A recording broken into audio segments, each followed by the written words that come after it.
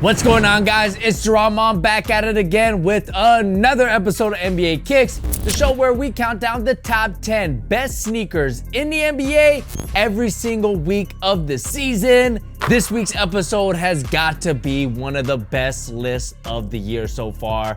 From top to bottom, we got a well-rounded list for you guys. I hope you enjoy it. So sit back, relax, make sure you got a snack, and enjoy this week's episode of NBA Kicks.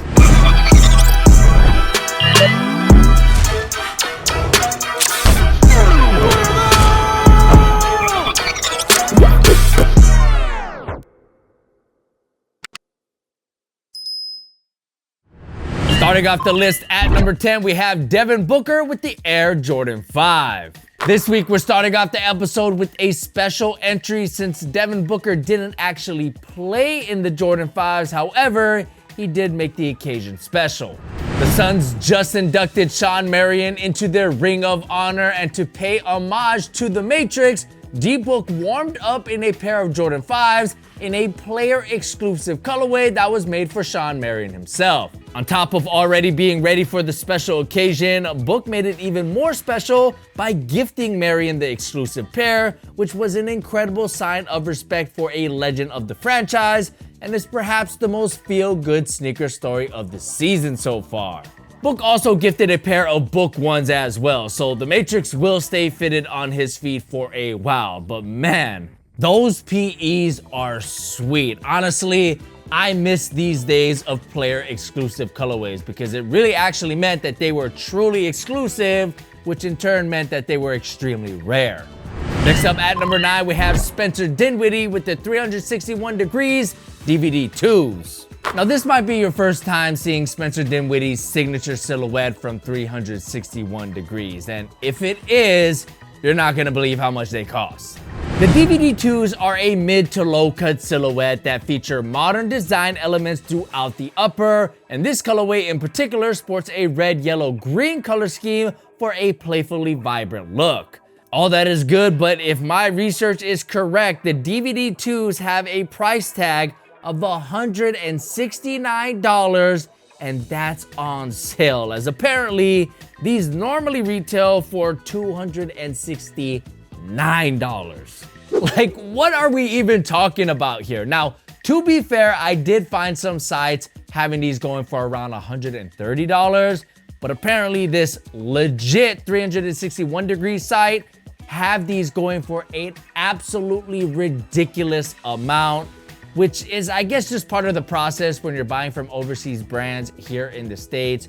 You never know what you're gonna get, and you don't really know how legit these websites are. Whatever the cost, at the end of the day, the DVD 2s are still a solid looking silhouette, and I love this Rasta-inspired colorway, which is enough to earn a spot on this week's list. Coming in at number 8, we have DeAaron Fox with the Curry 4 Flotro. DeAaron Fox, being the first athlete under Curry brand not named Steph Curry, is starting to pay off with this new exclusive colorway. Now, I've always said that the Curry 4 is hands down the best looking Curry sneaker of all time, so it makes sense that Curry brand would hook Fox up with the best of the best. This colorway features a black and purple Kings color scheme, as well as an extremely unique speckled design on the upper, which we usually see on midsoles and outsoles, but here it's on the upper, which again create a unique signature look and also add some much needed depth to this colorway. Fox also wore a gray alternate pair of this colorway earlier in the week, but I think these black ones are the superior pair, as black and purple has always been a classic color combo, especially when you're in Sacramento. Also, if you guys haven't noticed, Fox is going full beast mode this year. He's got like 30 points per game. The Kings are a top 4 seed, so it's not out of the realm of possibility that he could enter the MVP race, but wouldn't it be weird if he was in that race and Steph wasn't? I know it's a long shot, but if Fox did end up winning the MVP, would Curry brand make a special edition colorway for winning the MVP, or would they just kind of like pretend it didn't happen? I think they would make a colorway because Steph's not really petty like that, but I don't know. Let me know what you think. Next up at number 7, we have Buddy Hield with the Kobe 5. Buddy Hield pulls out a pair of Kobe 5s that honor both his home country as well as his current franchise. As many of you already know, Buddy Hield is from the Bahamas, and this colorway makes use of that aquamarine and gold color scheme that is featured on the flag of the Bahamas, but at the same time works very well with the Pacers blue and gold color scheme, even though it's not the exact same shade of blue. Buddy Hield also has a similar colorway of the Kobe 6s, but personally, I think that these 5s are a little more clean. But again, this is a great way to pay tribute to your home country while at the same time not clashing with your current team uniform. Next up at number 6, we got LeBron James with the LeBron 21.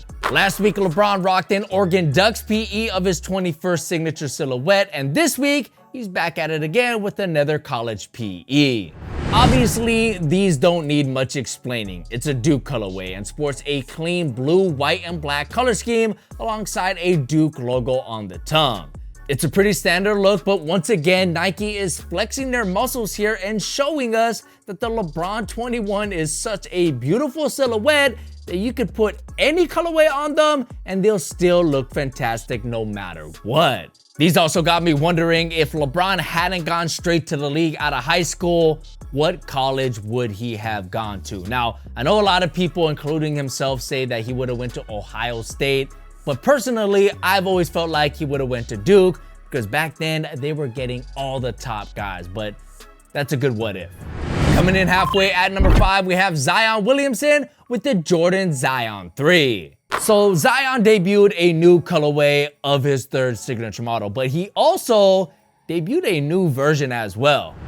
During his game against the Grizzlies, Zion debuted a strapped version of the Zion 3s, which came out of absolutely nowhere, but maybe Zion requested something with a little more support because this strapped version of the 3s look identical to the retail version, just with the strap. If these were a playoff version or a 3.5 version, they would most likely have some more added features, but these strap Zion 3s don't seem to have any other features other than that strap, so I'm not really too sure what the story behind these are. A few days later, Zion did debut this red, white, and navy colorway of the 3s as well, which I gotta say look absolutely fantastic on the silhouette, especially with that vibrant red outsole that is so bright it almost looks crimson.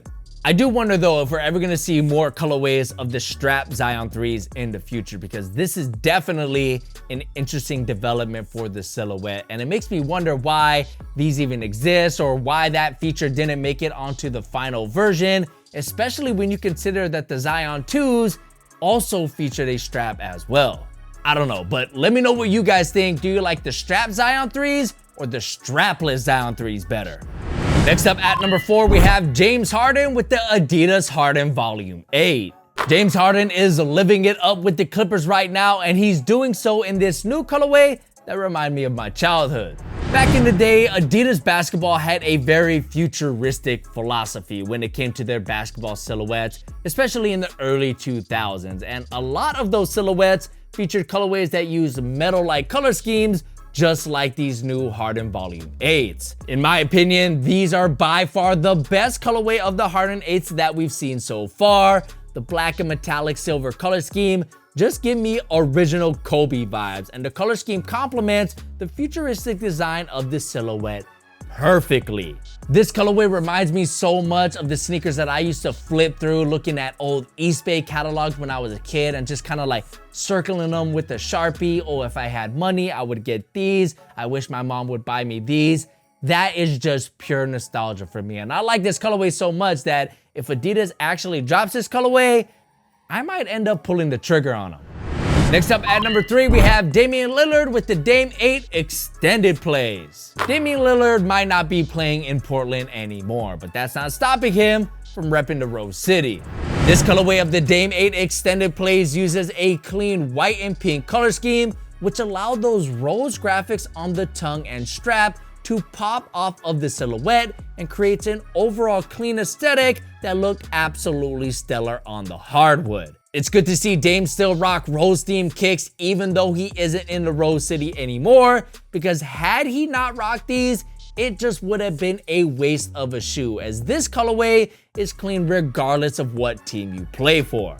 I'm also pretty sure that my grandma has this same rose graphic on her wallpaper, so these are actually pretty nostalgic for me. Coming in as our runner-up, we have Jason Tatum with the Jordan Tatum 1. So here we have another floral theme colorway, but this pair, they actually have a brother. On the court, Tatum rocked this new colorway of his first signature model, which is inspired by the Garden with a bright floral pattern on the upper, accompanied by black and green hits, which are no doubt inspired by the Celtics. Off of the court, Jordan Brand kept the Garden theme going with a pair of Air Jordan 1 lows, which featured the same print on the upper, so no matter where JT is, the Garden will follow. Overall, these are just two very clean colorways that connect the dots between the player and their franchise, which is a nice way to tip their hat to both the Celtic and Tatum fans out there, and also please fans of the Tatum 1 in general. Either way, you gotta love that print on the upper since it really pops off of the silhouette thanks to those vibrant colors that are involved. And personally, I think these are the best Tatum 1 PEs that we've seen so far.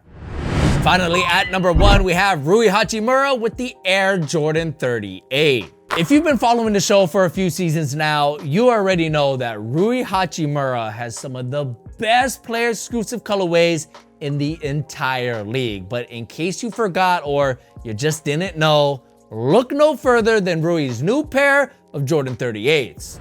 Now, Jordan Brand did recently put out a press release on a Ryu Haimura PE of the 38s, but that colorway used a light upper alongside some jade and pink hits, as well as a traditional Japanese pattern embossed on the upper. It's an incredible colorway that is hands down the best Jordan 38 colorway by far, but Rui had a trick up his sleeve for his game against the Knicks with a previously unseen alternate pair of that same colorway. Using the same pink and jade hits and traditional Japanese patterns on the upper, this version uses a black upper, which when having that lighter pair in mind, remind me of the old Nike Air Yeezys. Admittedly, this was a color scheme that was way overused in the early 2010s, but in 2023, I actually think that these are a breath of fresh air, and I think I'm ready for this colorway to make a comeback. And what better way to do so than on these two player-exclusive colorways for Rui Haimura that honor both him as well as his home country of Japan. These are just flat out fantastic, guys. I know it might not be entirely original, but those subtle patterns on the upper, I mean, gosh, that just take these to a whole other level for me. So I really have no other choice but to officially crown these as the best sneaker worn in the NBA during week 7 of the 2023-24 season.